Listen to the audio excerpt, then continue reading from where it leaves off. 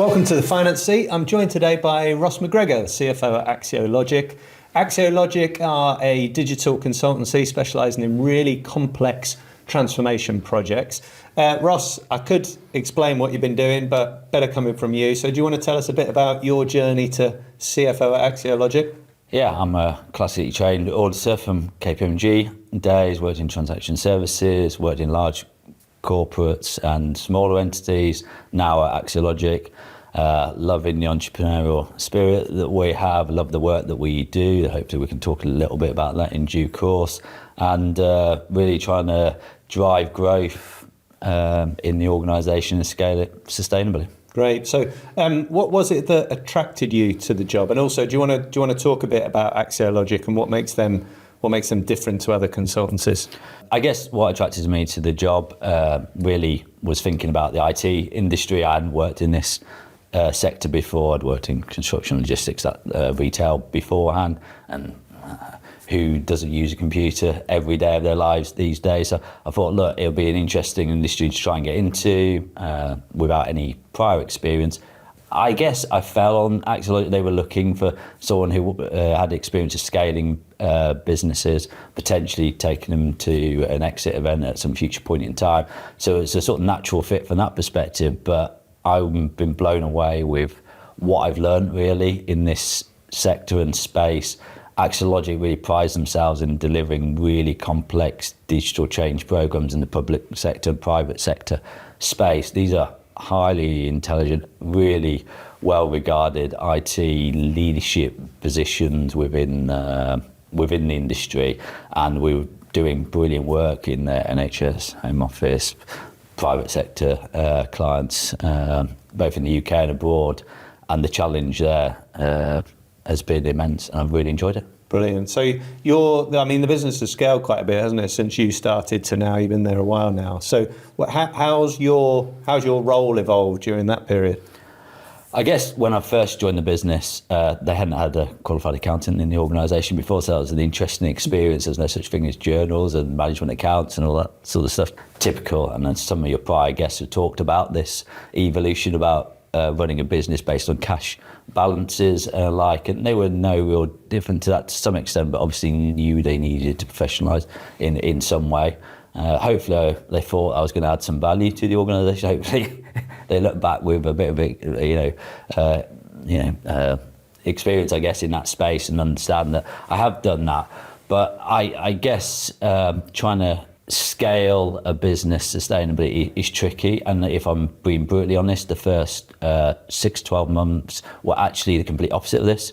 We were actually on the decline. We'd finished the end of the transformation program for one of our major global businesses, and actually revenues were falling when I joined, and they were forecast to fall. And really that is around a turnaround event. How do we control costs? How can we really think about growing the pipeline? How can we get back to growth? And that's been the challenge since that I've been. Thankfully, we've come out the other side of that. The IT consulting sector has improved generally, but we outperformed that in recent times, and we've got a great leadership team there that support me, and we're all on the same path together to try and get sustainable growth, not exponential growth. That's not sustainable in my mind, but really trying to pull all the levers we can do to grow our customer base, deliver more brilliant work, and create opportunities for everyone in the organisation.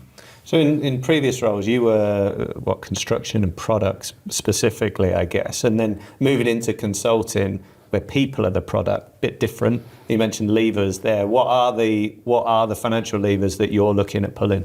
I guess from the humanistic perspective, that people-centric position, there's things like customer satisfaction, things like utilisation rates, making sure that the pipeline is strong, all those sort of traditional metrics that you get in consultancy. And I had to learn some of this myself, and some of my peers in similar organisations, what they're looking at, and you learn stuff. Clearly the founders of our organisation worked in other large corporates before, and they can give you help and advice. But some some ways you need to make your own way and think about what's right. Like, we didn't have all the reporting we have and all the intel and detail we have today on day one. So it's building it up in sustainable blocks and thinking about what's really important at each stage of the growth cycle. And I think that's really the key to maximisation of value to the shareholders of the organisation and to the colleagues that we support every day. Massively helped by the fact that we have a brilliant HR director in 𝗧𝗵𝗲. She really keeps us focused on the people agenda, which is brilliant. I love working with her. And people say that finance and HR don't necessarily get on so great, but that's absolutely not the case for Sarah and I. It's brilliant. I always learn something new in this organisation. That's why I love working for Axiologik. Because you're increasing headcount, I guess, a bit more dramatically now versus when you first started out. So I guess with margin, with utilisation and growth, they can be a bit conflicting, obviously, can't they? So is that how you're managing that balance between those three? Is it just the people focus whilst balancing out the numbers? If you like? Yeah, luckily I'm looking at the numbers and thinking about what we can do in this space. In the IT consultant space in particular, we're helped by a massive contractor base. It's absolute standard practice, and getting the right mix between employee and contractor utilisation within our own organisation is a real tightrope that we're looking at every day, every week within our organisation to really fine tune that. And we've more sustainable bits of work, longer term, you can invest, and we want to invest in our people. We want to make it brilliant for our employees, but actually we want to make it brilliant for our contractors. We've been able to scale our business. We have a great reputation in the market for really treating our contractors and everyone who supports our business incredibly well. That's something we're really, really proud of. So without giving away, obviously, the secret sauce here, but outside of the normal P&L, what are you looking at in terms of data and reporting, and what sort of bits can you give us any snippets of software and things like that you're using that you're really finding insightful? I had a blank sheet of paper from which to work on. Okay, we were using zero accounting software, business of this size, quite a standard package, but how you're actually utilising that bit of software is key. I think about the time actually we were out for dinner not so long ago. I think it was my turn to pay for once, James, and I submitted the expense receipt as we were at the table, and it was within our accounts. And so quickly you couldn't believe that could happen effectively. And there's like loads of bits of technology that can support that, and I'm sure many of the listeners today will have their own systems that are working in the background. For me, the systems enable you to have the time to do all the value add stuff. So I'm tenacious in the organisation to drive efficiency in everything that we do, and that's everything from data, like invoicing on transaction going into our systems, through to the spitting out of the data to ensure that we get that as timely as quickly as we can do. Our month-end process is half a day within our organisation. That's it from beginning to end, because I'm just tenacious in using systems to the better.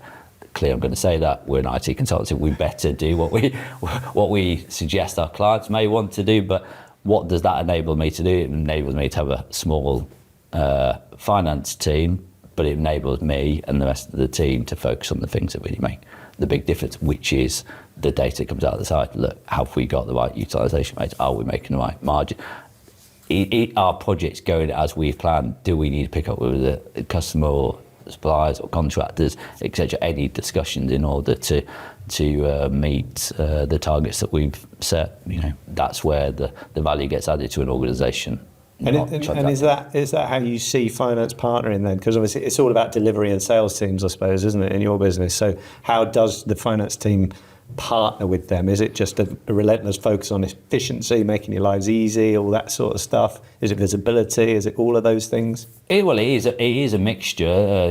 Every engagement that we have with any client is always different and unique, and we need to really make it a unique experience for the customer. That's what they demand, and make life easy for them. My raison d'etre is always make life easy for the customer, make life easy for the delivery teams, and leave me and the back office teams to do all the the time-consuming, annoying bits that everyone has in their roles, because that means we deliver brilliantly for the clients, and that's my relentless focus and what I think about every day. How can I make that experience?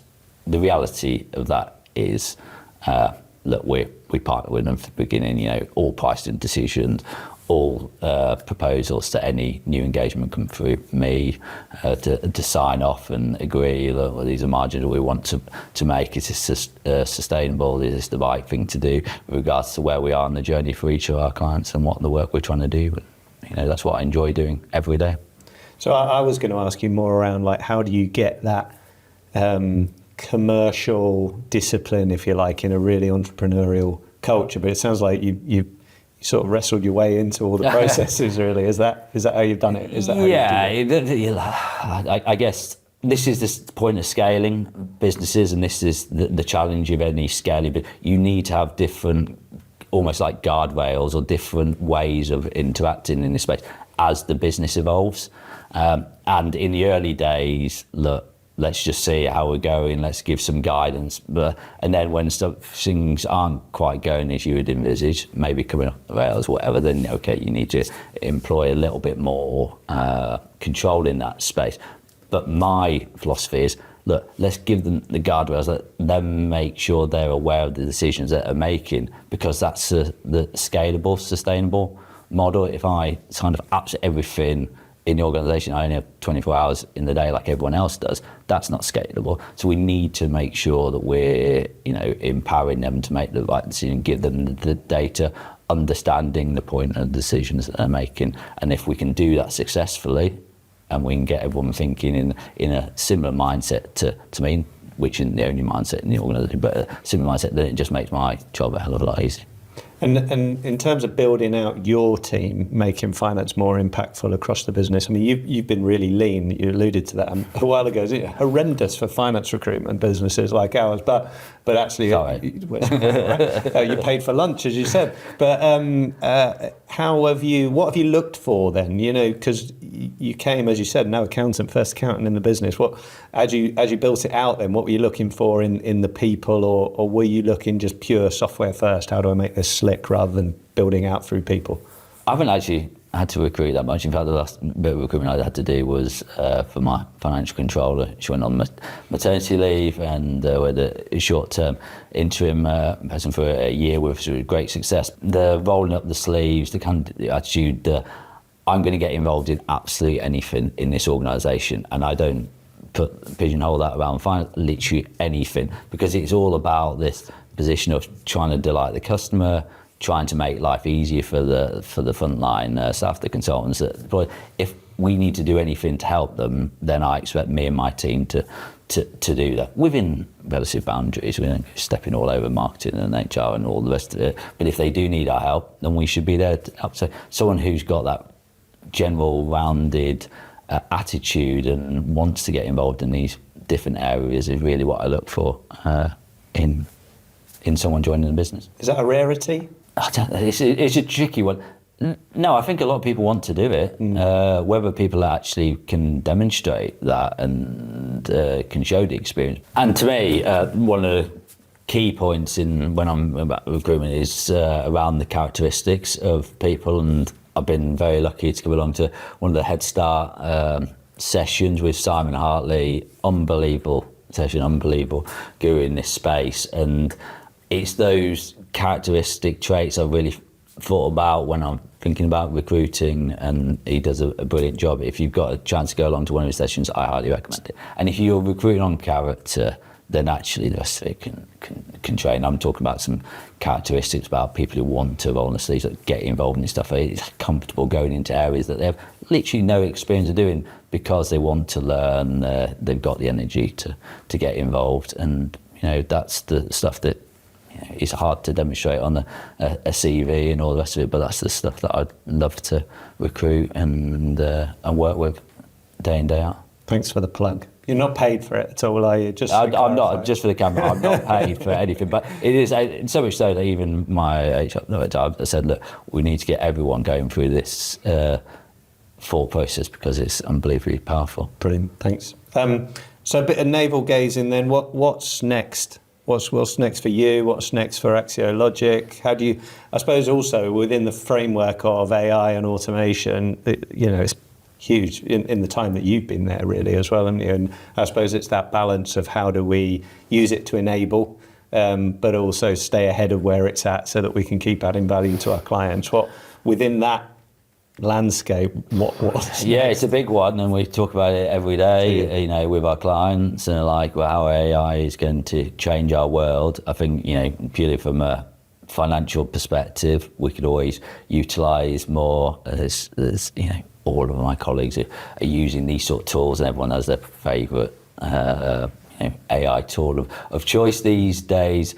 Just doing that in a controlled way, I guess, is the thing. And we've all probably experienced instances where it spat out something that we're not so happy with. But really, the power is going to be about how these things start linking up through workflows, and how something can be spat into a system and come out the other end. It's something beautiful and exactly as we want it. That's probably the future. But I think day in, day out, data and the quality of data, I even know in our business, from day one, when we had X amount of data, the amount of data we collect and control and manage and think about is massively increasing in our relatively straightforward, simple business in comparison to some of the corporates that I've worked in the past, where it's a minefield. And getting that data source, I know some of your other interviewees have suggested it, but data, getting that sorted out is a challenge. And actually, I think a lot of people are thinking about their data systems. It's interesting to hear about Fiona and her finance transformation in a prior podcast that you've had about people thinking about their legacy systems. And actually, we're here, we want to be there in 6 months, 12 months time. How are we going to get that? It may well be that your current system, your current ways of operating, your current processes need to be ripped up. And Axiologik is very, very keen to emphasise the point that those organisations that fail to adapt and transform will be gone in the years to come, because they just can't keep up with the changing world, and every industry will be impacted through some sort of IT intervention, whether it's really AI and the AI bubble, all that sort of stuff. Let's see where we get to in 5 years' time. But there's a history of organisations that when they fail to transform, fail to move with the times, and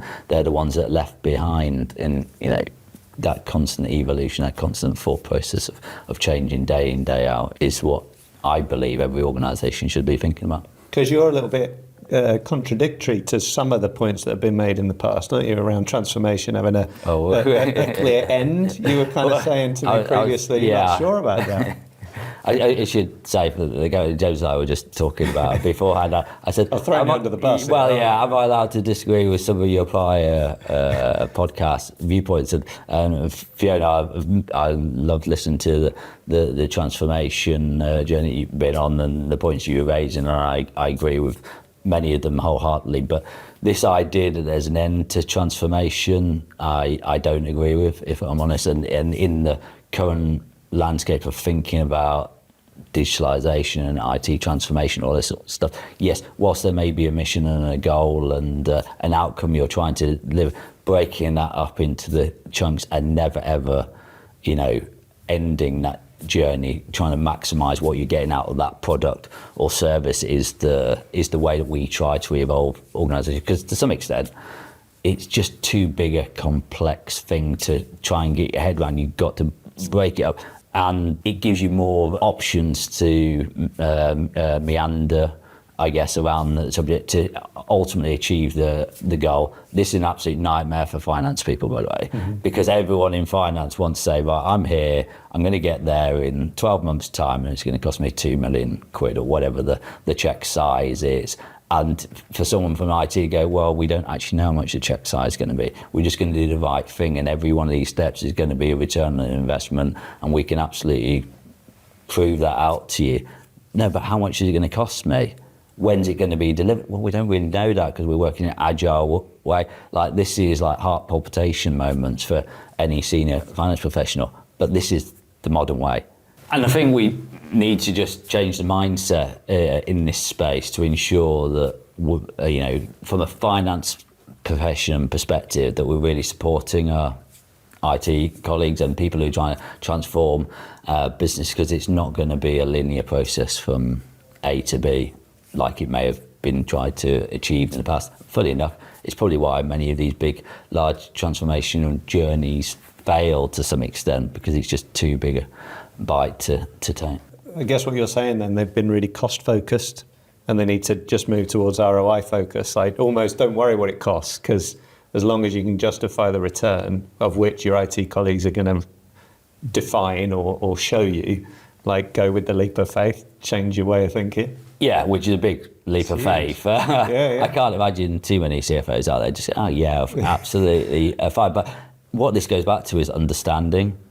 And the closer in any organisation finance can become to any of their colleagues within the organisation, the better it is. The more you understand, the more you can appreciate their viewpoint, what they're trying to achieve. And as long as everyone's got that clear, obvious focus in where they're trying to get to, and we're supporting each other in achieving that goal, then it's hopefully a future way of doing business. And it's certainly been led massively from the sort of IT digital space. Let's see how that transcends across organisations up and down the country and into other areas of each business. We can play this back in 5 years' time when it's all like that. Everyone's going on ROI and go, you heard it here first. On the Finance podcast, Ross McGregor. I don't think it's that revolutionary, if I'm honest. And my IT colleagues will say, oh, we've been banging on about this for years and years, and rightly so. And it's only really since I've joined Axiologik I've really